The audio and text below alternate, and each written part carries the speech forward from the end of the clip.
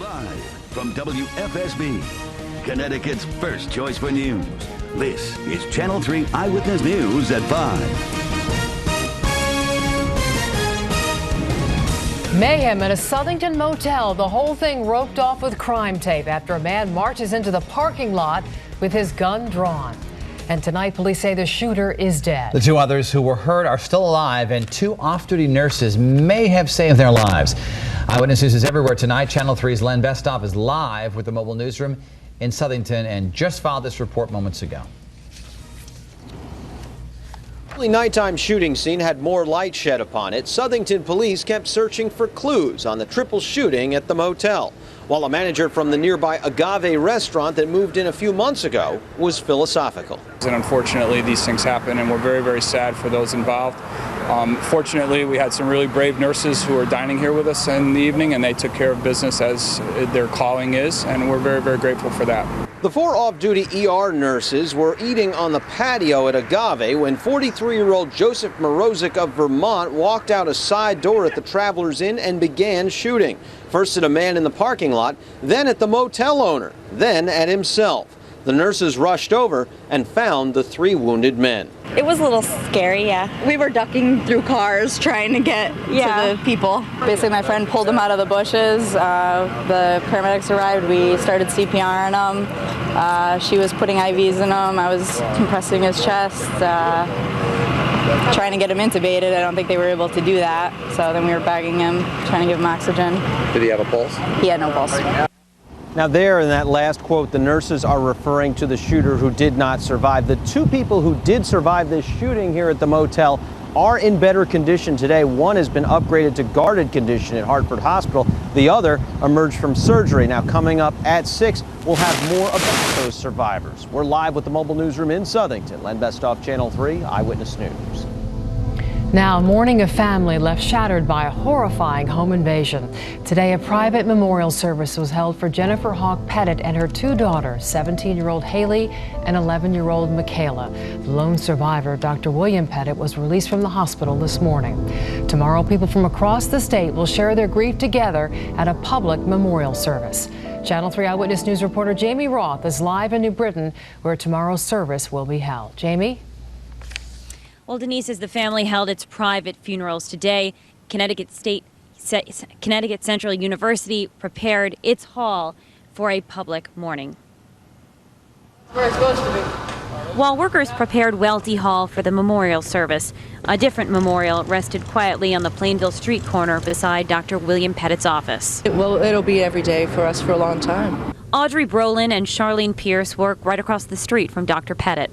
People are coming in and we're hitting to the heart of the matter and talking about things. You see the anger, you see the hurt, and you have to relive it every time you talk to somebody. Plainville is holding its memorial service Monday evening. Tomorrow morning, the public has a chance to mourn at Central Connecticut State University. Welty Hall has 1,850 seats, but the university is prepared to accommodate more in overflow seating. Everyone is grieving for them. Obituaries for Jennifer Hawk Pettit, 11-year-old Michaela Pettit, and 17-year-old Haley Pettit appeared in papers statewide today, describing Jen's loving nature, Haley's leadership, and Michaela's smile.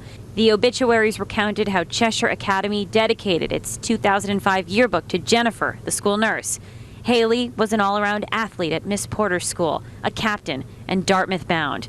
Michaela liked cooking gourmet meals for her family. The family raised thousands for multiple sclerosis research. They give with their heart. And now the week that began with their murders ends with their memorials. I just pray that joy can enter their hearts again and that happiness can be theirs again once more. The doors at Welty Hall open at 10 o'clock tomorrow morning. The memorial service begins at 11 and is set to close by 12:30. Reporting live with the mobile newsroom from New Britain, Jamie Roth, Channel 3 Eyewitness News. All right, thanks, Jamie. And here's some more information about that memorial service one more time. It is tomorrow at 11 in the morning at Welty Hall at Central Connecticut State University in New Britain. If you are not able to attend, you can watch the service streaming live on our website. That, of course, is WFSB.com. And coming up tonight, all new on Eyewitness News at 6, we speak with Governor Rell about the terrible events in Chesher and about calls for change within the state's parole system. Again, that story is coming up tonight on Eyewitness News at 6. A New Haven officer involved in a crash on his motorcycle is recovering tonight. Officer Willie Ponto has been upgraded to fair condition. Ponto was off duty and riding his motorcycle Wednesday night when his bike was hit by a pickup. Ponto's female passenger was also hurt. Information on her condition is not available. The driver of the car that hit Ponto, 51-year-old Thomas Sims, was arrested for drunk driving. He's due in court next week. A stunt has landed a pair of teenagers behind bars. Farmington police are telling us they detonated a homemade pipe bomb. There were jagged bits of the bomb and someone could have been really hurt. Channel 3 Eyewitness News reporter Eric Parker has more. You can still see the crater and burnt grass in this field in Farmington near the West Hartford line. Police were called here last night after people who lived nearby heard an explosion. It was loud and a big cloud of smoke, so they called us. Police found a 17-year-old and a 15-year-old in the area. They admitted to detonating a pipe bomb. We were able to determine that they made a pipe bomb out of some PVC pipe, duct tape, a fuse, fireworks, and gasoline. Police say the scariest thing about the blast is that the pieces of PVC pipe flew all over this field. Even a day later, there's still a piece a good 25 feet away from where the bomb was. You can see those sharp, jagged edges. Police say they worry it could have caused some serious injury. The blast came at a site right near where two teens suffered burns after attempting a similar stunt back in March. These kids also knew the other kids from the previous incident that were injured, and they didn't learn their lesson with that. So we're hoping that the parents keep better tabs on their children and find out what they're doing. They hope the felony charges the older teen is facing will provide incentive to stop the explosions. In Farmington, Eric Parker, Channel 3 Eyewitness News. Also in Farmington, a trip to West Farms Mall ended with a mother of two facing criminal charges. Police say 36-year-old Sylvia Lynch left her two children in her car unattended and went into the mall. The children aged 2 and 5 were sleeping. Lynch told police she left the station wagon's tailgate open so air would circulate in the car. Mall security determined Lynch left them alone for about 20 minutes by looking at surveillance images of the parking lot. Lynch was arrested after her husband came to take custody of their children. New information now on the crash that has left a woman in her 80s badly hurt. The victim is in Hartford Hospital at this hour with life-threatening injuries. The crash happened around 9 last night on Ledyard Road in Hartford's South End. HPD tells us a biker on a motorcycle just flew through a stop sign and slammed right into the woman's car. The man on the bike was not hurt. Police have not released the identity of the victim, but they do tell us she is in her 80s and had briefly stopped breathing at the crash site. There's no word yet on charges against the biker. Investigators still have not released the cause of yesterday's house fire in West Hartford. One man was found dead inside the West Normandy Drive home. Town fire officials have not yet released his identity, but they say he was found in the room where they suspect the fire started. Neighbors believe the victim was 71-year-old James Costellas, who lived in the home with his wife and son. Neighbors say Costellas had Alzheimer's disease. Are students in Connecticut making the grade? Well, today the state released the results of this year's mastery tests. So just how did our young scholars do? Channel 3's Hena Daniels is live in our newsroom now with the answer. Hena? Dennis, here is a briefing of those CMT scores. According to this, students are not improving as they should be to meet the demands of No Child Left Behind. The 2007 Connecticut Mastery Test results are out. The good news is overall, 3rd through 8th graders have improved slightly both in math and writing compared to last year. Here's the bad news. There is a continued downward trend in reading. We have some serious issues to deal with, and I think a plan to begin working with our districts, but at the root of it all is to find a way to address the fact that we have an achievement gap, particularly in the areas of reading and language arts that we need to address statewide. Here's more. Boys are scoring less than girls when it comes to reading and writing, but both perform equally when it comes to math. And here's the most disturbing trend. While some schools and districts have improved, there is a large gap between minority students and white students when it comes to academic performance. Income levels also play a huge role. 2 schools, however, are getting an A. North Windham School in Windham and Conti West Magnet School in New Haven improved their CMT scores no matter what the child's race. Conti West Principal Cheryl Brown credits parent involvement, a state-of-the-art learning facility, and a dedicated staff. They are constantly analyzing students' progress, monitoring the progress, developing meaningful instructional needs based on the data that really helps to move those students forward. Next month, superintendents will have a meeting to discuss what should be done to improve the scores and meet the No Child Left Behind deadline, which is in 2014. We're live in the newsroom. Hena Daniels, Channel 3 Eyewitness News. Still ahead, all new on Eyewitness News at 5. Some astronauts may be flying before they even get into the air. Did astronauts hit the bottle before they took off? What NASA had to say about all that today. Then, are you a mosquito magnet? What you may be doing to make yourself a more mouth-watering meal for these bugs. Then all new at 5:30. Be glad this is television, not smell-o-vision. Why piles of trash have been building up in one town's apartment complexes. You're watching Channel 3 Eyewitness News at 5. Eyewitness News is everywhere, covering news in Connecticut. Anna Nicole's Baby Today. New home movies with Larry Burkhead. Next ET. Tonight at 7:30 on Channel 3. Your home for Eyewitness News. Monday morning. Get weather to plan your day. Scott Haney's early warning forecast plus pinpoint traffic every 10 minutes. Connecticut's favorite way to start the day. Channel 3 Eyewitness News Monday morning at 5 and 6. Covering news in your town. This is Channel 3 Eyewitness News at 5. Eyewitness News is everywhere in Connecticut.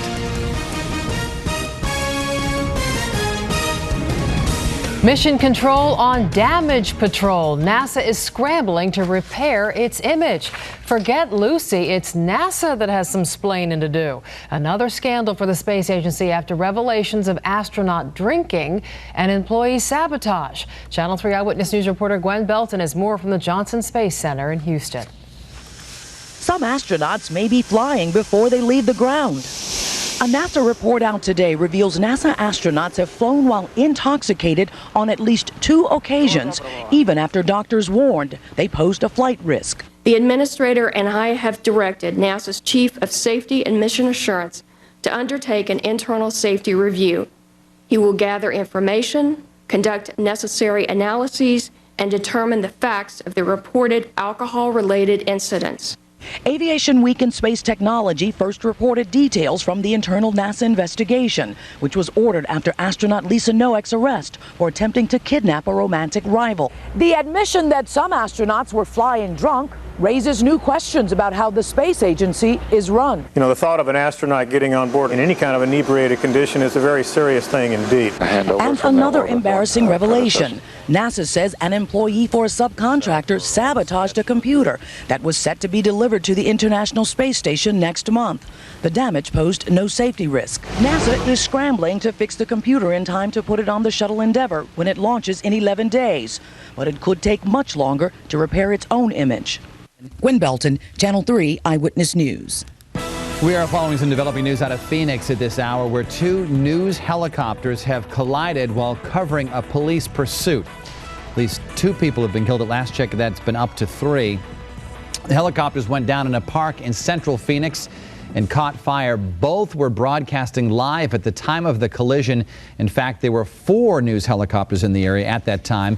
Indication of trouble came when both of their live feeds went to black. Witnesses say one helicopter backed into the other and they crashed. Television station KNXV says it owned one of the choppers. The other belonged to KTVT, which says that both the chopper's pilot and photographer have been killed. We will continue to follow this developing story, bring you new information on this mid-air collision as soon as we get it. Vice President Dick Cheney will undergo some surgery. Cheney will have a minor surgical procedure to replace the battery in his pacemaker. According to the White House, a routine exam last month showed the battery's power supply was getting a little low. The 66-year-old Cheney has a history of heart problems. Back in March, doctors discovered a clot in the vice president's lower left leg. Now, Rachel Lutzker in the Pinpoint Traffic Center. Right now, an accident is slowing down the drive on the southbound side of I-91. This collision is right between exits 34 and 33, and it's off to the side of the road, but nonetheless, we do have a little bit of a backup right through that stretch. You can see the yellow here on the eastbound side of 84. That's showing you a delay heading into downtown Hartford as well. Now, also, we do have one problem along the shoreline, heavier volume here. This red traffic is indicating stop-and-go volume that's moving in from Milford right up through Long Wharf and then even continuing to the Q Bridge. The accident here, though, is actually on the southbound side. It's right out by exit 46, so you'll find a bunch up getting down to that crash site, and, of course, a lot of this northbound volume checking out that southbound collision. Before you get behind the wheel, get online. Go to WFSB.com, click on traffic, and sign up for free pinpoint email alerts to your computer and cell phone. Now, Channel 3 Early Warning Weather, powered by Early Warning Pinpoint Doppler, tracking weather in your town and everywhere in Connecticut. Well, we got a nice Friday evening to look forward to. All the nasty weather is off to our west. Look at all these showers and thunderstorms on Early Warning Pinpoint Doppler. They're to the west of the Hudson River, and some of these have been producing severe weather in Pennsylvania and New York State. But you notice they're moving to the north-northeast. There's also a couple in northern New Jersey, but I think we're going to stay dry here in Connecticut as we head through this evening and tonight. But that's going to change over the upcoming weekend. There's our live city cam in New Haven, where we have a breeze out there and mostly sunny skies, and our live city cam in Waterbury, where I-84, a lot of sunshine reaching the pavement and the cars on I-84 in Waterbury right now.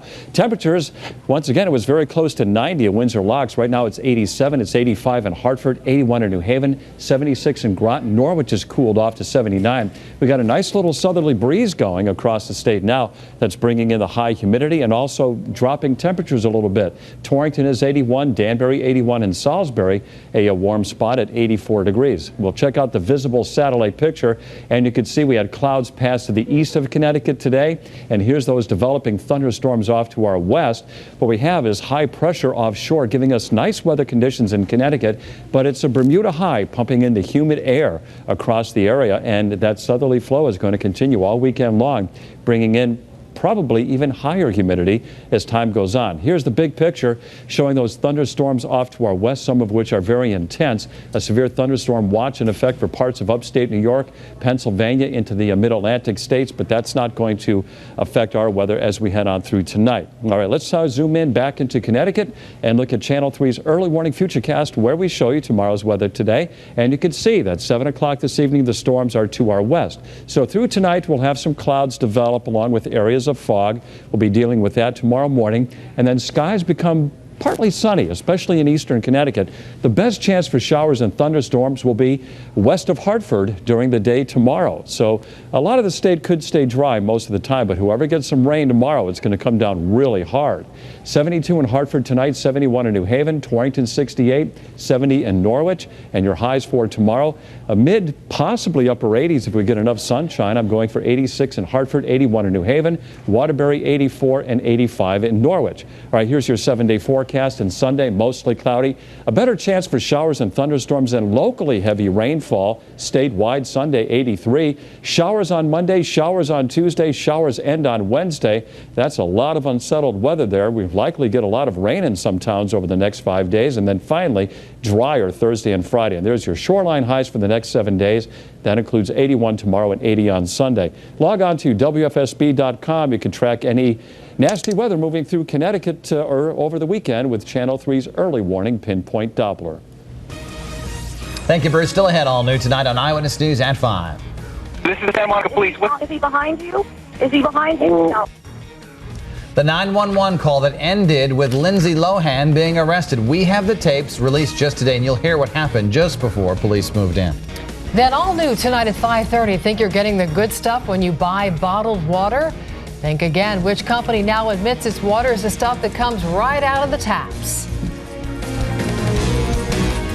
Mornings are about to get a whole lot better. Better Connecticut this fall on Channel 3. She is Hollywood's latest socialite turned inmate. 25-year-old Nicole Richie entered a guilty plea today in a courtroom in California. Richie was arrested in December after she was spotted driving the wrong way on the highway. She failed a sobriety test and later admitted she had used marijuana and Vicodin, a painkiller. Her sentence from the judge, 4 days in jail, 3 years of probation and a $2,000 fine. And another one of the it girls, as they call them, was arrested yet again this week. Today, police released the 911 call made just before Lindsay Lohan was slapped in cuffs. Here's the booking photo that was taken early Tuesday morning. Police say Lohan was in an SUV chasing after another car driven by the mother of her former personal assistant. And that woman was apparently frightened and called 911. And what did he do? Oh my God, sir, they're following us. We need help. Oh, where are you? Lohan was arrested on suspicion of driving drunk. Police say once she was in the lockup, they found cocaine in her possession. Lohan claims it wasn't hers. Eyewitness News is everywhere across America this Friday night. Searchers set out by boat today in St. Paul, Minnesota, searching for 2 missing sewer workers. The men were among a crew of 8 working in a tunnel about 150 feet below the street. The crew was told to evacuate just ahead of a thunderstorm. Everyone made it out safely except for 2 missing men who were swept away in a surge of storm water. A round of storms moved through parts of Michigan early this morning. This video taken near Detroit shows a large tree that was down by the wicked weather. 6,000 people in suburban Detroit lost power.